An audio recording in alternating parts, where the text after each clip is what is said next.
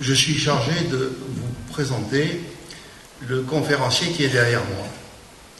Mais tout d'abord, il faut que je vous raconte une très belle histoire. Il y a quelques semaines de cela, notre association, les peuples de la Méditerranée, se cherchait un conférencier pour la représenter. Sur les conseils d'un de mes amis universitaires, je rencontre la personne qui est derrière moi. Nous ne nous connaissons pas. On se téléphone, on se donne rendez-vous à la caserne du Muy à Marseille, quartier de la Belle de Mai. Et moi, je m'attendais à voir un militaire avec des galons, car on me dit qu'il est colonel. Il est colonel. On peut l'appeler mon colonel d'ailleurs. Et je rencontre cet homme-là qui me fait plutôt penser à Brassens qu'à un colonel de l'armée. Il m'emmène dans un restaurant tenu par un Kurde. Je vous rappelle que notre association s'appelle les peuples de la Méditerranée. Dans ce restaurant, nous commençons à faire connaissance. Il est marseillais, comme moi, donc des peuples de la Méditerranée. Il est militaire, pas comme moi, mais ce jour-là, l'émir nous réunit. Nous échangeons durant de longues heures, puisque nous nous rencontrons à 12h15 et nous nous quittons à 15h, alors que nous avions encore beaucoup à nous dire. Notre ami, notre colonel, notre conférencier, s'appelle Riccioli, dirait-on à Paris.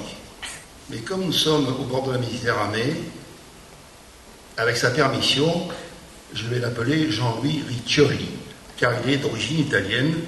C'est donc un vrai Marseillais, car à Marseille, on retrouve toutes les origines de ces peuples de la Méditerranée. Il a été enseignant à Saint-Cyr et dans la plupart des grandes écoles militaires. Il est aussi un amoureux de l'histoire de l'armée et particulièrement de l'émir Abdelkader, ce qui nous intéresse aujourd'hui. Je ne sais pas quelle va être la qualité de ses propos, mais nous allons bien voir. Je vous demande de l'accueillir avec la plus grande attention et je lui cède la parole à notre ami Jean-Louis Riccioli. Vous avez la parole, mon colonel. Merci beaucoup, cher ami. Et on va commencer sans plus attendre. C'est bien de rappeler que nous sommes Marseillais tous les deux. Alors, moi, je commencerai. On m'a demandé de faire une intervention au départ sur Abdelkader et la modernité. Et puis, on a eu un petit changement, parce que les intervenants, ça va, ça vient. Donc, je vais traiter essentiellement l'histoire de l'émir, en parlant un peu de sa modernité. On pourra y revenir après sur les questions. Mais moi, je voudrais introduire mon propos en vous montrant un petit document que j'ai trouvé sur Internet. On trouve beaucoup de choses, effectivement, des mauvaises, mais des bonnes aussi, qui est extrait du journal de Tintin d'il y a 60 ans. Alors, il y a 60 ans, on n'avait pas tous les médias qu'on a aujourd'hui, on n'avait pas tout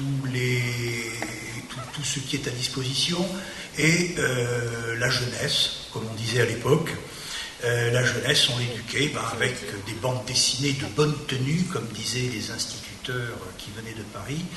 C'est de la bande dessinée de bonne tenue parce qu'il y a des grands textes en dessous qui sont écrits en vrai français. Voilà ce qu'on me disait moi quand j'étais petit. Alors, on peut commencer. Voilà l'histoire de l'émir telle qu'on l'a présentée aux petits Français il y a 60 ans à travers le journal de Tintin. Je ne vais pas tout vous lire, mais on va aller doucement comme ça. Donc, je vous lis le premier pour ceux qui n'arrivent pas ou celles qui... Le célèbre chef arabe, Abdelkader, fut... Alors, il y a une vraie explication de texte à faire. On ne la fera pas ici, mais vous allez voir. Fut de beaucoup le plus redoutable et le plus intelligent. Oui, le plus redoutable, parce qu'à vaincre sans péril, on triomphe sans gloire. Il fallait qu'il soit redoutable, forcément. Le plus intelligent des adversaires que la France ait rencontrés en Algérie. Mais lorsqu'il fut contraint de se soumettre, il se rallia à son vainqueur et resta toujours fidèle à la parole donnée.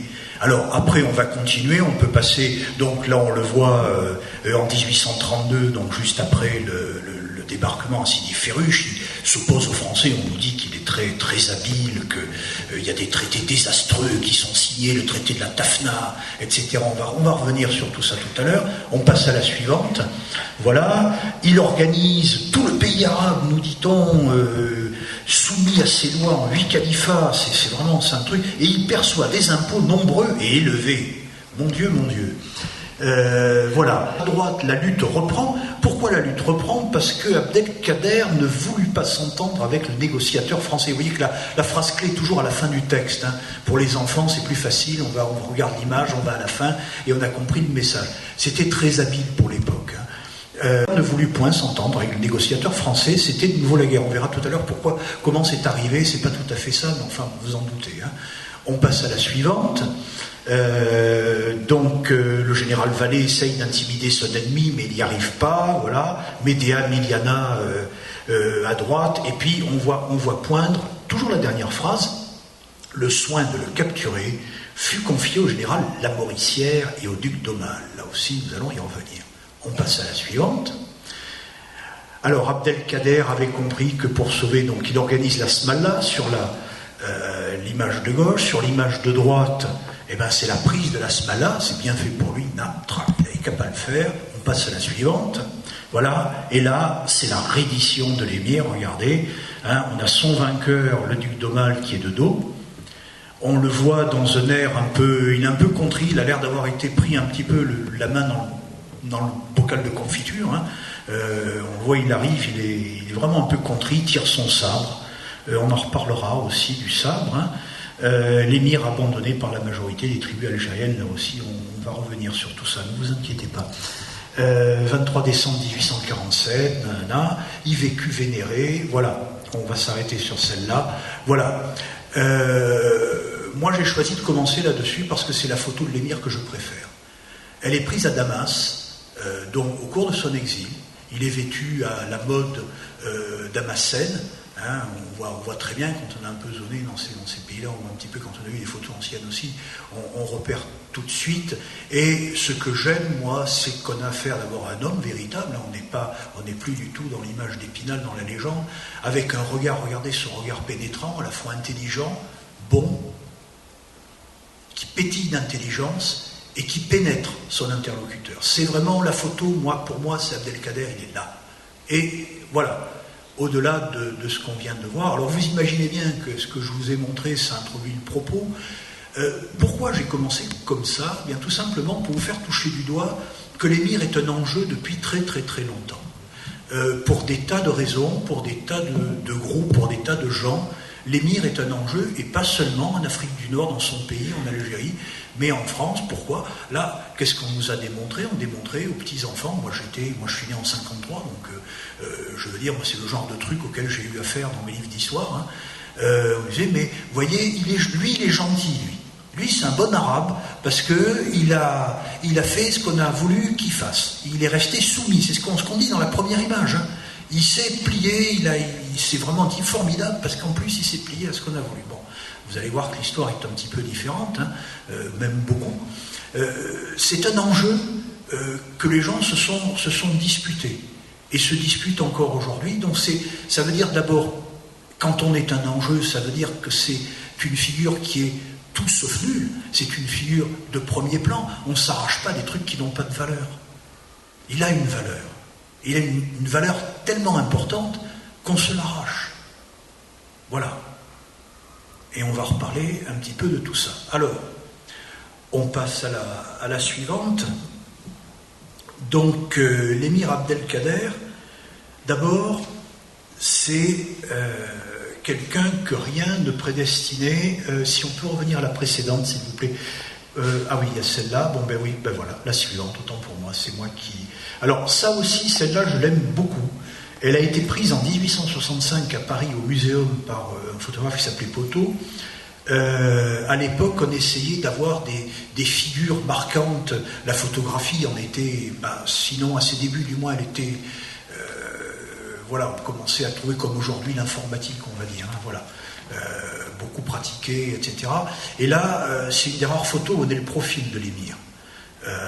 Voilà, où on puisse le voir, là il est habillé d'une manière tout autre, un petit peu plus conforme aux us et coutumes en Algérie.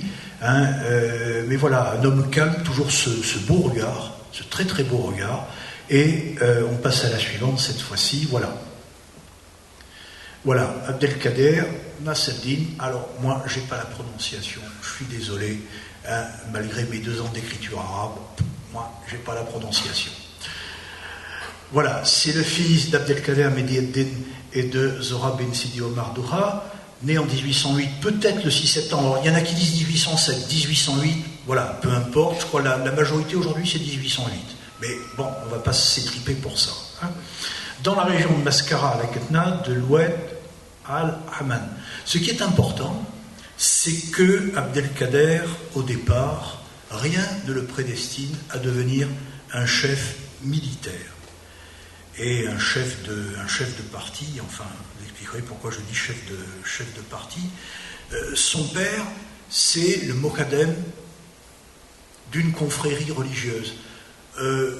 L'islam soufi, l'islam des confréries, hein, la Qadiria, c'est la confrérie d'Abdelkader, là il y a la Tijania, il y en a d'autres, on a aussi ce que nous ici en Occident on appelle les derviches tourneurs, hein, en Turquie, c'est pareil, c'est le même mouvement, ce sont des soufis. C'est-à-dire c'est un islam mystique, on a entendu des poèmes tout à l'heure, hein, à celui qui veut, voilà, hein, on est en pleine mystique. On est en plein islam mystique. Et donc lui, c'est le 4e fils d'un mokadem qui a la baraka, hein, et qui le destine à lui succéder. Et c'est la raison pour laquelle, très tôt, il va commencer par faire des études coraniques. De toute façon, à cette époque-là, au Maghreb, et dans tout le monde arabo-musulman, c'est la base. On commence par faire des études coraniques. On apprend à lire, à écrire l'arabe, et on fait les études coraniques, tout simplement.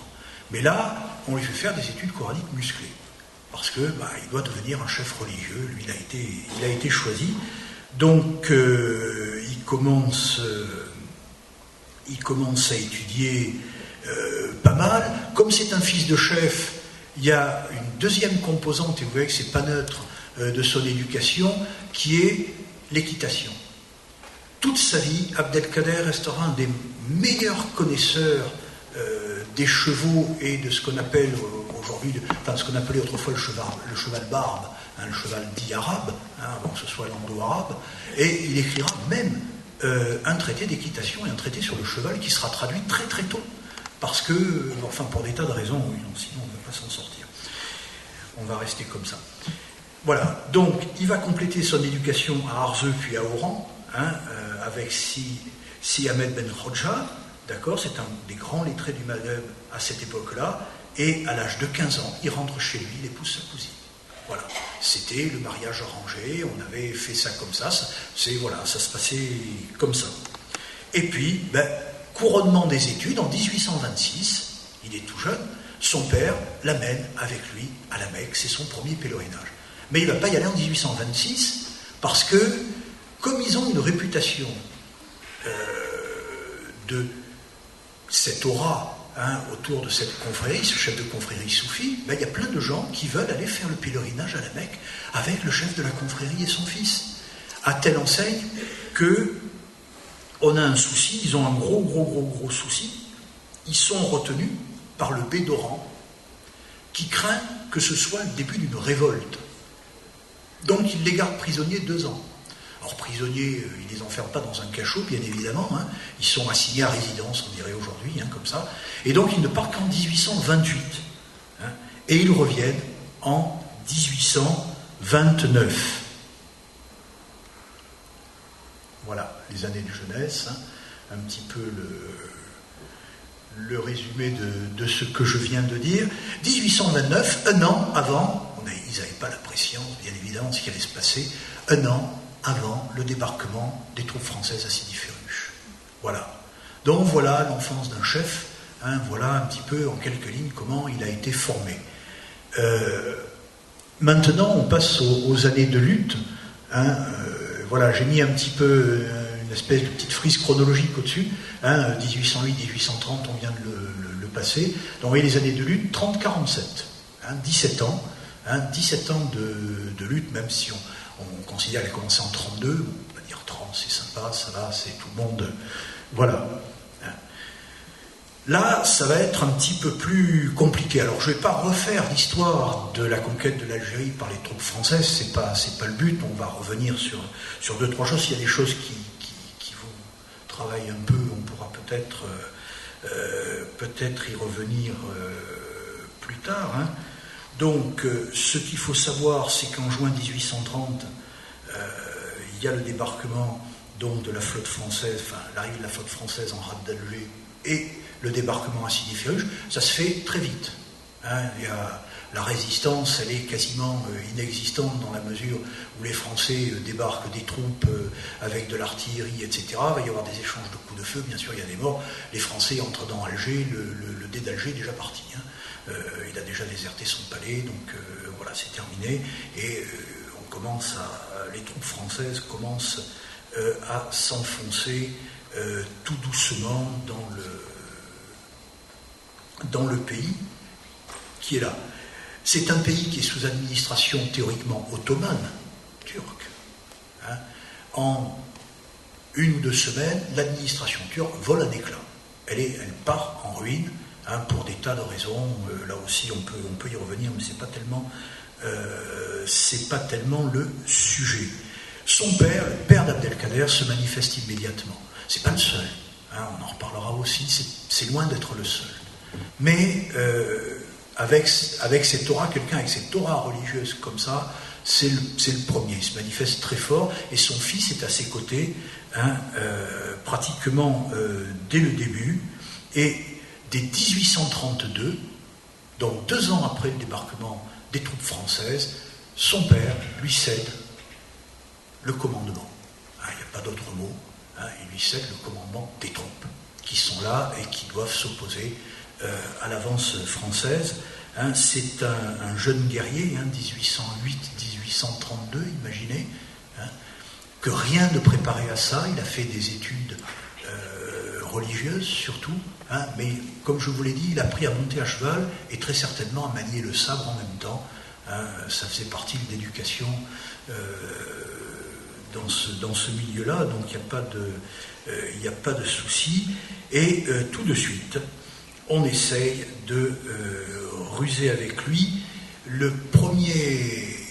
La première chose, les Français voient bien que ce jeune chef, il cristallise autour de lui beaucoup de gens, beaucoup de monde. Son père avait déjà cristallisé, il lui donne le commandement, donc il a les gens. Et on se dit, finalement, ce gars-là, il est... là aussi, on pourra en reparler, c'est pas le lieu, c'est pas le moment. Mais là aussi, on essaye, il essaye de calmer le jeu en proposant à Abdelkader un nouveau traité qui est le traité de la Tafna. Alors le traité de la Tafna, contrairement au traité des Michel, il est connu très rapidement en France, et en France on hurle à la trahison. Comment on donne un pouvoir exorbitant à ce type qui est en révolte, c'est arabe, comment en France ça fait vraiment un tollé dans la presse. Qu'est-ce qui se passe avec des... Alors, on donne à Abdelkader, on lui dit, voilà, vous avez tout ce territoire, c'est votre territoire, et tout le malentendu va venir de là, évidemment, puisque on a des histoires de bonne ou de mauvaise foi. Souvenez-vous tout à l'heure, on parlait, la reprise de la guerre se fait parce qu'Abdelkader ne veut pas s'entendre avec le général qui est là. Bon, en réalité, il y a une ville qui est une espèce d'épine, qui risque de devenir une épine dans la conquête française, qui est Constantine, puis une ville où il y a une tradition de résistance et d'opposition qui est bien ancrée. Donc il y a une première expédition qui est montée pour essayer de réduire Constantine, qui est un échec terrifiant, puisque le froid, la neige ont raison des troupes françaises, donc il faut monter une deuxième expédition. Pour monter la deuxième expédition, il faut franchir les portes de fer ce qu'Abdelkader considère comme étant une violation du traité de la Tafna, et Abdelkader reprend la guerre. Alors qui a tort, qui a raison, c'est pas moi qui vais le dire, hein, mais en tout cas, il y a cette friction diplomatique qui est sur un jeu au départ qui est un peu faussé, et il était évident que ça aurait été, c'est les portes de fer, ça aurait été autre chose. Il y a un moment où la territorialité garantie à Abdelkader aurait de toute façon été violée pour pouvoir continuer la progression de la conquête. À ce moment-là, donc, il reprend la guerre, et ça devient la guerre totale à partir de 1840. Voilà. On peut passer à la suivante. On voit un petit peu, bon, les couleurs ne sont pas terribles, désolé, mais voilà, pendant que je parle, vous allez pouvoir repérer un petit peu. 1830-35, c'est le rouge le plus foncé, 35-40, 40-47. Donc les trois premières couleurs correspondent à la période d'opposition, de résistance de l'émir Abdelkader. Donc vous regardez et vous voyez qu'au départ c'est juste c'est une grande bande profonde, mais une bande comme ça qui est concernée par la conquête. N'imaginez pas qu'après tout le monde va aller au fin fond du Sahara, non, ça n'existe pas. Pas pour cette période-là, c'est toute la première période de conquête qui se termine en 1870, voilà, avec la révolte de Mokrani, voilà, dont je ne parlerai pas, puisque enfin, si on l'évoquera comme ça. Voilà, donc Bugeaud est nommé gouverneur général de l'Algérie, et surtout, il s'adjoint très rapidement quelqu'un qui s'appelle Lamoricière. Lamoricière, au départ, c'est pas son métier. Il est officier, certes, mais enfin, il est officier du génie à Montpellier. Voilà. Donc il débarque là, c'est le créateur des bureaux arabes, il apprend l'arabe très vite, il est conscient qu'il faut connaître les gens au milieu desquels on est et les gens qu'on doit avoir à combattre si l'on veut le faire efficacement. Donc voilà, il crée tout ça, les bureaux arabes, les zouaves. Voilà, c'est quelqu'un de très, très, très, très actif. Mais surtout, et je vais vous le faire un petit peu rapidement, surtout, il observe certaines façons de faire la guerre, il fait parler aussi. On est à un moment où l'émir Abdelkader jouit d'appui du côté du Maroc. On est à un moment où l'émir Abdelkader jouit également de la possibilité, on a vu tout à l'heure dans un montage qui a été projeté à côté, une fabrique d'armement, voilà, un arsenal, etc. Donc il a vraiment des bases arrière solides, il fait fabriquer des armes, il fédère les tribus, et ça inquiète, parce qu'on se dit que si, avec tous ses appuis, avec tout ce qu'il a en logistique, la population est pour lui. On sait très bien que quand on mène une guerre de partisans, aujourd'hui on dirait une guerre de guérilla, à l'époque on parle de guerre de partis et de guerre de partisans, ça s'appelle comme ça. Les vieux qui sont là-bas, Bugeaud en particulier, ont connu ça avec Napoléon Ier en Espagne, la guerre de partisans, donc ils ont des souvenirs, ils se disent voilà, si la population est pour les partisans, nous, armée classique, régulière de théâtre européen, on n'a rien à faire là, on va se faire avoir, on va se faire battre, parce qu'on ne tient pas le terrain, la population nous est hostile, eux ils connaissent mieux que nous, on ne fait pas le poids. Donc l'idée c'était de le battre avec ses propres armes. Voilà, je le résume volontairement, il y a quelques étapes comme ça. Et donc, à ce moment-là, l'appui donné par le sultan du Maroc, Abderrahman, à l'émir Abdelkader, fait bien réfléchir, on dit voilà, il faut qu'on le coupe de ses bases.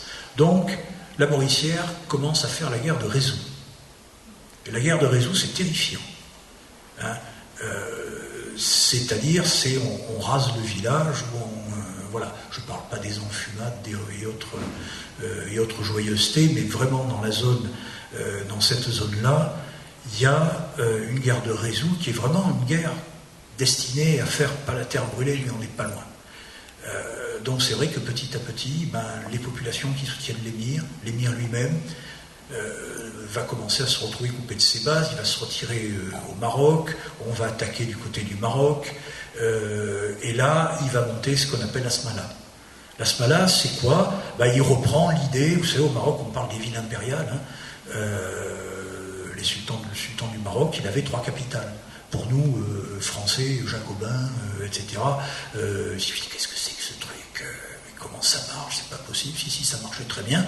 Donc le sultan, il se déplaçait, un coup il était là, un coup il était là, un coup il était là, il y a 3 capitales. Abdelkader, lui, fait une capitale mobile, tout simplement. Hein, organisée, montée en plus avec le plan était inspiré d'un certain nombre d'idées soufis. Il y avait le cercle, le carré, il y avait des choses qu'on retrouve dans la géométrie décorative, dans l'architecture arabo-musulmane depuis très très très longtemps. Hein, tout ça, c'est inscrit là-dedans. Voilà, c'est une capitale mobile. Et à ce moment-là, dans l'armée française, qu'est-ce qu'on dit? On continue à essayer de le couper de ses bases. Bon, au bout d'un moment, les Marocains vont le lâcher complètement, hein, ce qui va contribuer à l'isoler. Et on va essayer de capturer, de prendre la Smala. 1843, ça c'est un tableau qui est à Versailles. C'est le plus grand tableau, c'est le plus long tableau de l'histoire de l'art en France, c'est un truc monumental. Donc on voit pas très bien, on voit que c'est un espèce de vaste pugilat. Enfin, quand on le regarde de près, il y a plein de détails intéressants, mais là aussi c'est pas le moment, on pourrait faire 1 heure complète là-dessus, et encore. Voilà. Donc 1843, les troupes du duc d'Aumale s'emparent de la Smala, et là, à ce moment-là, l'émir est de plus en plus isolé, une partie de sa famille est capturée, il commence à être lâché, et voilà, 1847, le 24 décembre 1847, il se rend. Ça, c'est un tableau qui a été fait d'après la description de l'interprète qui était présent. Donc on voit l'émir au centre du tableau, hein, avec le duc d'Aumale, la Mauricière derrière. On c'est quand même beaucoup plus digne que la bande dessinée qu'on a vue tout à l'heure. Hein. Il a l'air quand même d'un gosse pris la main dans le sac. Là. Voilà, il est droit. Hein, simplement, voilà, il remet ses armes. Hein. Et il remet un sabre que vous pouvez voir aujourd'hui si vous allez à Salon de Provence, au musée de l'Empéry. Il est dans une vitrine. Moi, j'en ai eu la garde pendant une dizaine d'années.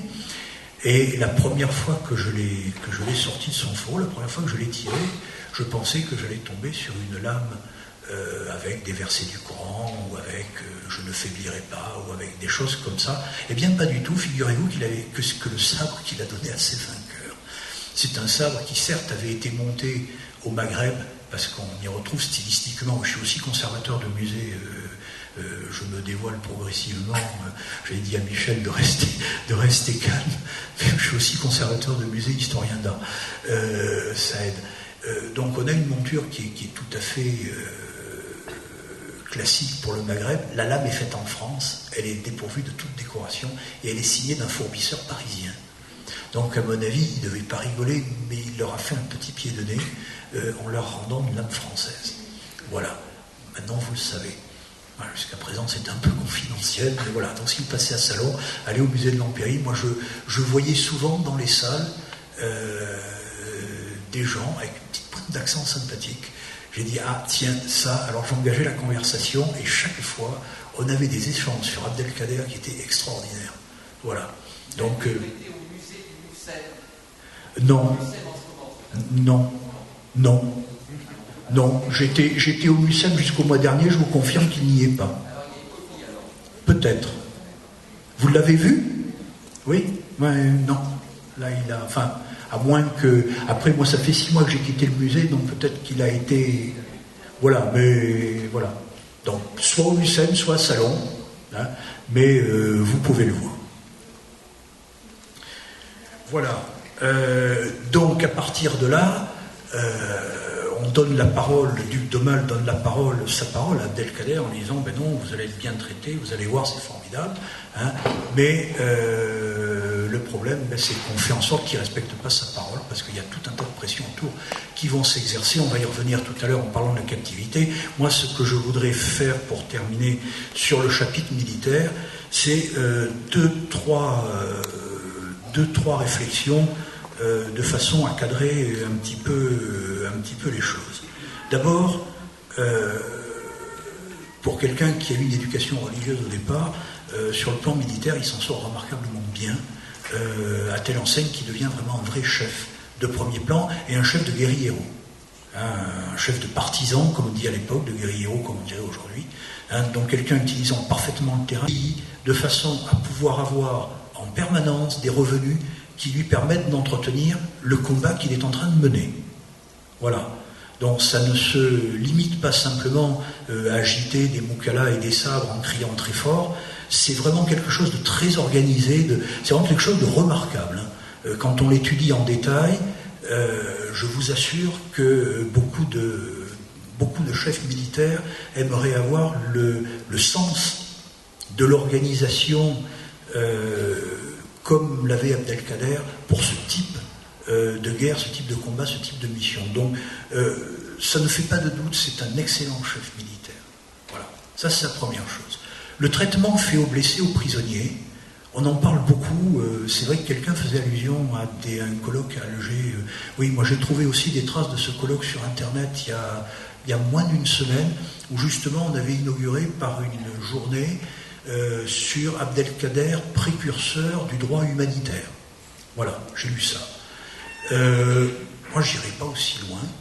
Néanmoins, c'est quand même extraordinaire parce qu'il aurait pu, personne ne lui en aurait voulu, personne. Il aurait pu continuer à faire comme ça s'était toujours passé, c'est-à-dire les prisonniers, on peut les tuer, on peut les réduire en esclavage, on peut en faire ce qu'on veut. Des deux côtés, c'est une guerre qui a été terrifiante dès les premiers jours. Vous m'entendez, dès les premiers jours, quand on va aux archives, d'un côté comme de l'autre, la violence explose dès les premiers jours. Donc, je veux dire, sur place, personne n'en aurait voulu. Il aurait pu continuer, voilà, il aurait pu faire ce qu'il voulait. Il a eu justement cette grandeur, on va dire ça comme ça, on va l'appeler comme ça, il a eu cette grandeur de dire finalement, oui, ce sont des êtres humains. On pourra se poser la question pourquoi après aussi. Ce sont des êtres humains. Ils sont à mon image, je suis à leur image. C'est un petit peu aussi le sens des poèmes qu'on a entendus, le premier en particulier. C'est un peu dans ce sens-là, ça venait très très bien. Ce sont des êtres humains. Je suis comme eux, ils sont comme moi.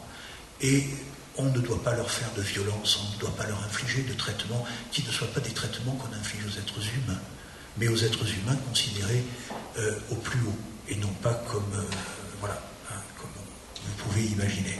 Et donc découle de là tout un ensemble de règles qu'il va essayer de faire respecter. Donc vous imaginez bien qu'on n'est pas on n'est pas encore dans un état, déjà dans des états de droit.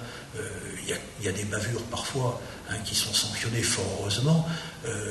Là on est encore plus dans une guerre terrible. Mais il va s'efforcer de le faire appliquer. Il va s'efforcer de le mettre en pratique. Il va surtout s'efforcer de l'inculquer, de le faire passer. C'est en ça qu'on peut dire qu'il est précurseur du droit humanitaire, pas parce qu'il a fait des lois, il a des règlements, mais voilà, c'est dans l'esprit du droit humanitaire. Ce sont des hommes comme moi, je suis comme eux. Ça, c'est extrêmement important. Voilà. Même si, de notre côté, par exemple, au moment de Sidi Ibrahim, le capitaine des Michel, qui était le dernier à résister, on l'a décapité, l'émir était là, il l'a laissé décapiter. C'est pour ça que je dis, faut pas non plus faire tout est... Voilà. Mais ça a débordé, ça a été terrible aussi, Sidi Ibrahim, cette résistance qui a exacerbé un petit peu tout le monde. Il renvoyait également les prisonniers qu'il était incapable de nourrir. En disant c'est pas la peine de les faire mourir de faim, puisque la priorité s'était donnée à Sasmala, à son armée, donc voilà. hein, tout ça, il a été très très loin. Il n'a pas été le seul à cette époque non plus. On a d'autres personnages qui se sont levés pour dire non, on ne veut pas, etc. Mais c'est le premier qui, à ce moment-là, au moment du combat, pose les bases d'une nation. Et ça, c'est important aussi. C'est le premier qui va le montrer comme ça. Voilà.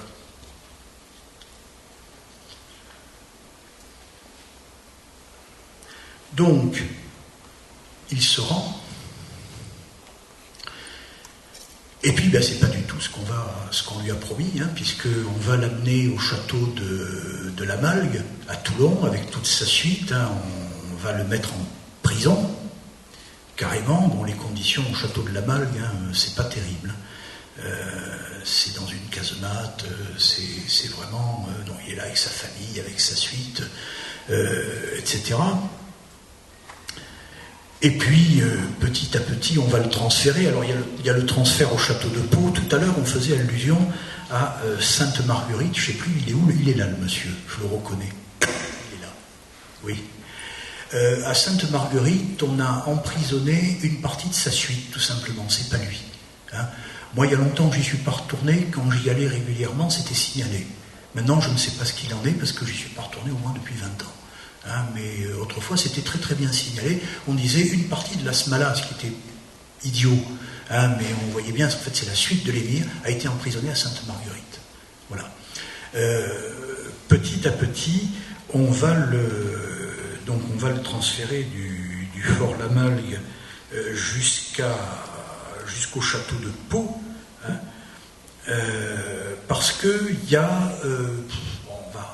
n'exagérons pas, mais on peut l'appeler comme ça, il y a un petit parti cadérien en France qui se fait. Il y a plein de gens qui trouvent que c'est quelqu'un de très très bien en France et qui font un groupe de pression pour essayer de modifier ses conditions de détention, voire le faire libérer. En disant, on n'a pas été honnête, hein, on n'a pas été chic, voilà, donc arrêtons. Et donc ce qui justifie, ce qui explique qu'on le transfère d'abord au château de Pau, qui est quand même un petit peu mieux que les casemates humides du fort La Malgue à Toulon, et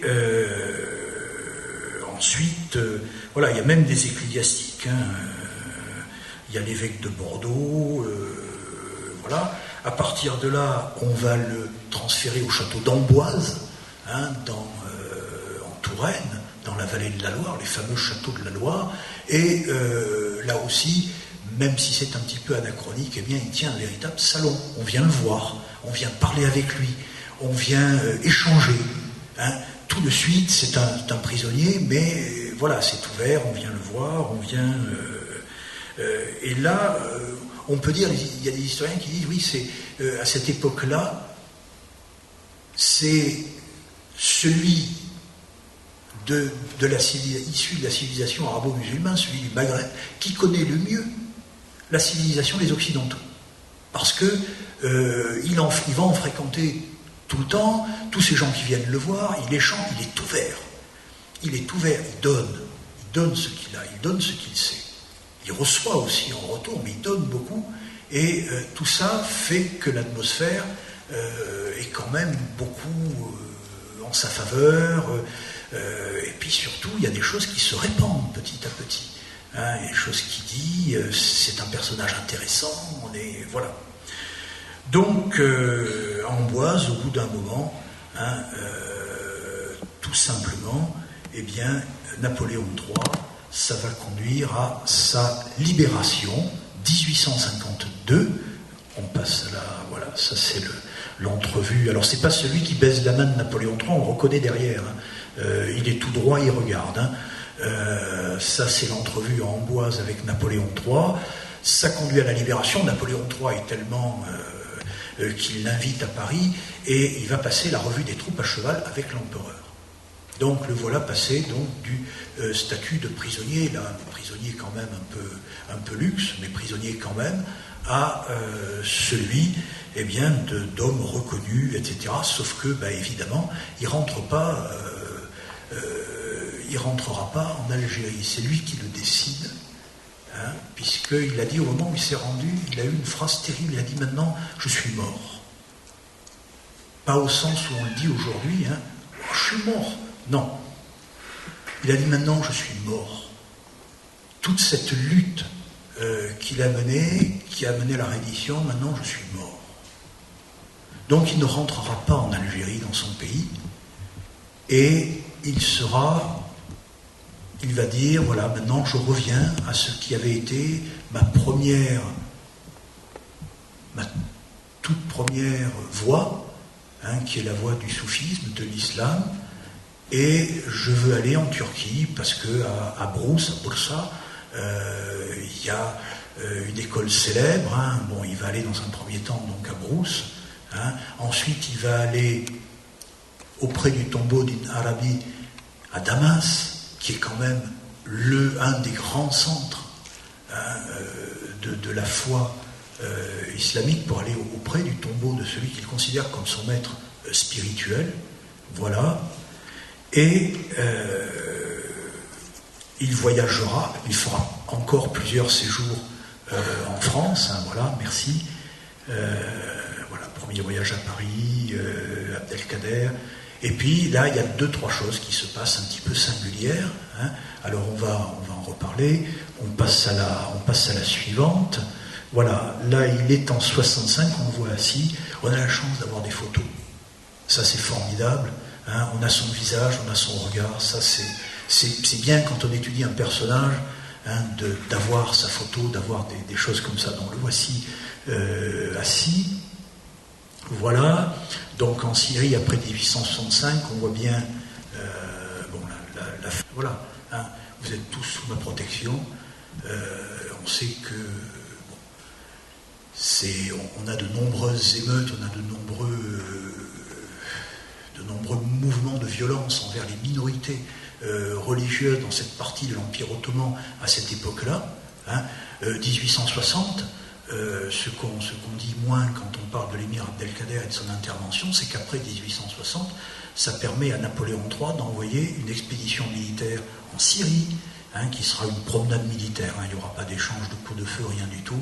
On va débarquer un corps qui va se balader, qui va montrer sa force et puis qui va rembarquer en disant « Attention, si vous recommencez, on vous les renvoie ». Voilà, un corps suffisamment fort.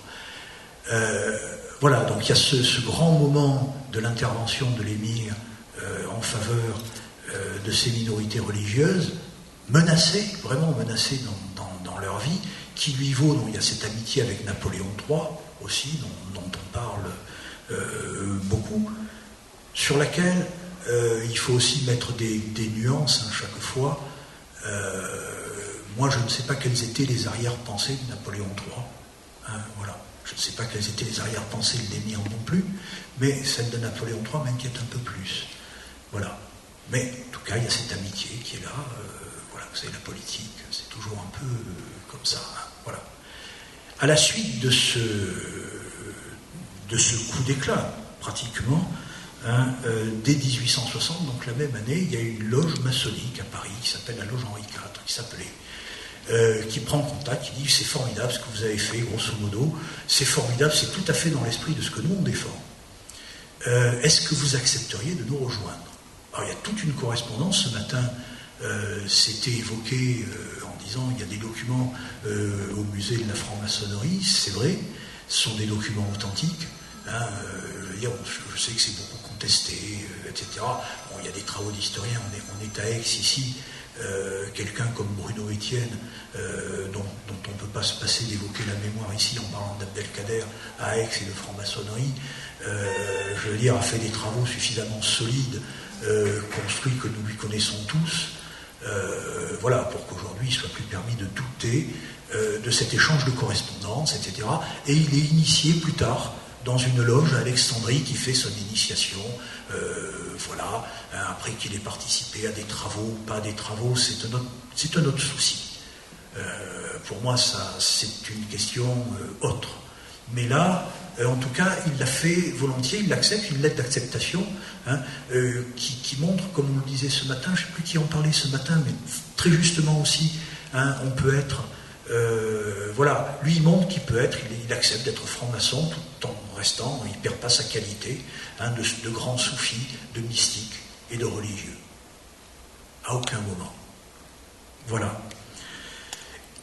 Chose moins connue, il participe aussi, j'ai presque fini, il participe aussi, on peut revenir, alors, une photo prise du journal, en tout cas ça se saurait, mais en 1870, on en parlait tout à l'heure, il y a la révolte, la dernière grande révolte de Mokrani, qui est réprimée de façon vraiment à ce que ça ne se reproduise plus, donc très, très ferme. Et on peut imaginer que ça devait être très très douloureux, il n'était plus chez lui, il n'intervient pas, il ne veut pas, il ne peut pas. Voilà, on peut imaginer que chez cet homme droit, ça a pu être un problème de conscience, un cas terrible. En guise de conclusion, alors qu'est-ce qu'on peut en dire? Bien sûr, et sans conteste, l'émir Abdelkader appartient à son pays. C'est, on va compter, voilà, ça c'est avec MacMahon, on voyage à Paris, donc vous voyez, il est reçu dans la meilleure société. On est vraiment, c'est quelqu'un de... ça c'est au moment du percement du canal de Suez à Port Saïd, on le voit en haut, debout. Assis, on peut revenir sur la précédente, voilà.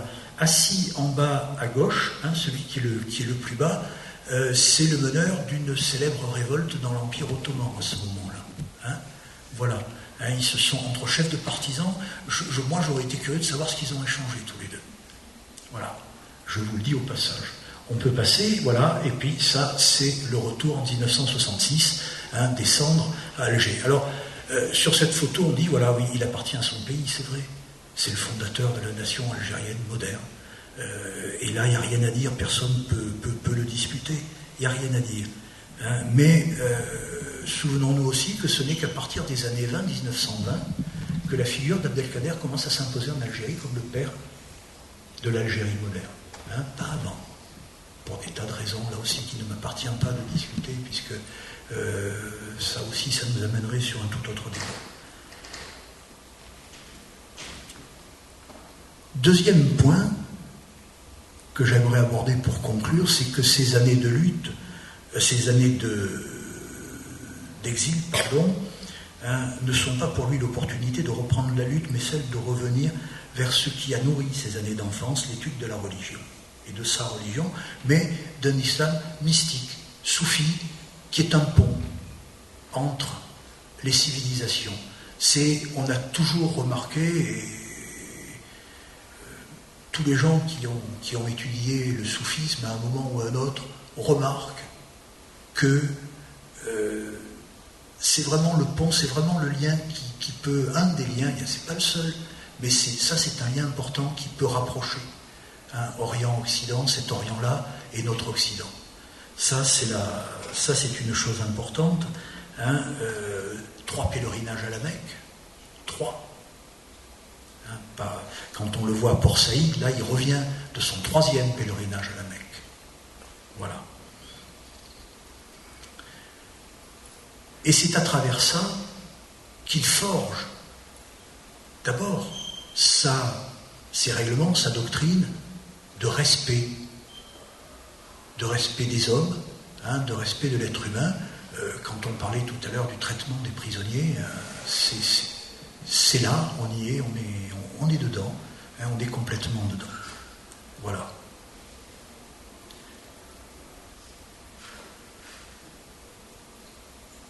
Et puis, c'est ce qui le grandit, c'est qu'il refusera par la suite de jouer tout rôle politique. Moi, je trouve que c'est... voilà, certains pourront y voir, je ne sais pas, d'abandon, quelque chose.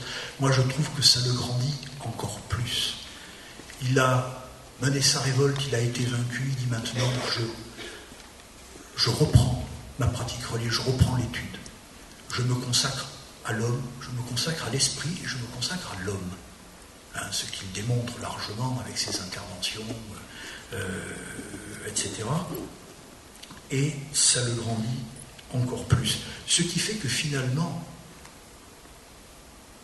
Abdelkader appartient à son pays, il appartient aussi à sa religion, mais il nous appartient tous, puisque c'est un exemple. Je ne parle jamais de modèle, c'est pas bien, c'est le truc qu'on fait, parce que c'est un modèle, on ne réfléchit pas. Un exemple, ça force à réfléchir. C'est un exemple. Et donc il est universel. Et c'est en ça que finalement la proposition de l'initié, etc., c'est une certaine universalité, il y a une espèce de pont. On parle d'isme, des ismes, hein, Bruno Etienne le reprenait souvent, il dit Abdelkader, isme des ismes. Voilà, c'est vraiment l'homme qui fait le pont, qui est universel, qui nous dépasse largement, parce qu'il y a des gens qui nous dépassent hein, dans notre vie, dans notre existence. On croise parfois des gens qui nous dépassent largement, hein, qui ont des statures hors du commun. Des fois, on ne les reconnaît pas. On s'en aperçoit après. Là, ben, celui-là, voilà, il n'est plus là, mais au plus on l'étudie, au plus on regarde, au plus c'est un homme universel, et c'est en ça qu'est la modernité d'Abdelkader. On devait parler de modernité. Pour moi, c'est en ça c'est là qu'elle est la modernité d'Abdelkader. C'est qu'il nous offre un exemple d'homme qui réfléchit, d'homme qui considère l'homme comme son frère, qui se considère comme son égal, comme son image. On revient au poème de tout à l'heure, qui vraiment était, voilà, ça venait parfaitement bien, voilà. Et c'est en ça qu'on va lui consacrer un peu de temps. C'est pas du temps perdu. Voilà, merci pour votre patience.